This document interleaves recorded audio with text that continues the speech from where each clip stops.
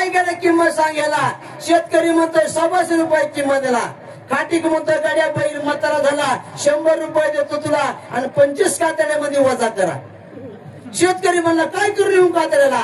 खाटीक म्हणला आपल्या घरावर झाकला तर गरिबीचा निवारा झाला. 100 रुपयाला जुमडा दिला बैल खाटकानं नेला. 3 दिवस अन्न पाणी नाही त्या प्राण्याला. 4थ्या दिवशी धरणीला पाडला त्याला. बैलांना हामुरडा केला. खाटकाला राग लय आला. उडून लात मारतो त्याला. का फुकट घेतला तुला. धन्याच्या नावानं संख्या करू म्हणतो त्याला. बैलांना सराप दिला ते सराप लागू झाला.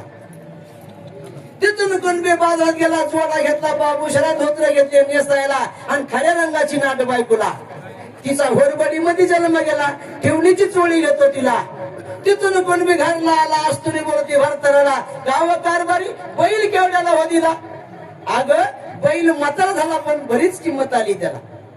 25 रुपयाचा बाजार झाला आणि 100 रुपयाचा जुमडा घरला आला. हारूस मनाला झाला. जोडा दिला बाबूशाला ते कुत्र्यानं नेला. त्याचा बिनपता झाला. धोत्र वाळू घातले 2 वाटू आली कुणी कुण आया गमले धोत्र नेले तिनं. धुळ उठली सारी कुणबी उभा होता दारी आणि अशी कशी वाटू आली न्यारी. कुठं ठेवली माझी नाट उंदरानं भुगा केला चट. कुठं ठेवली माझी चुडी उंदरानं पाक काढली ती बी हरपून गेली. 100 रुपया जुमडा घरला आला ते घुशीनं नेला. त्याचा बिनपता झाला. घराला लागली आग बाहेरून हात मारता जग पडवून घेती उर. कसा देव कोपला आपल्यावर. कारभारी बैठकून आहे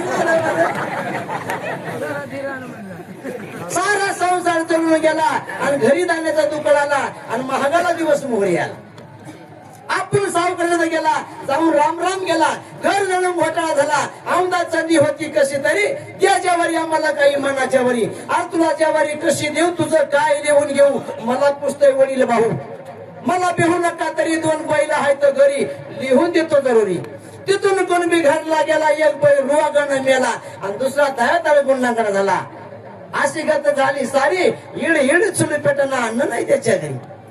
आपण गेला चाकारीवरी बायको मोल मजुरी करी.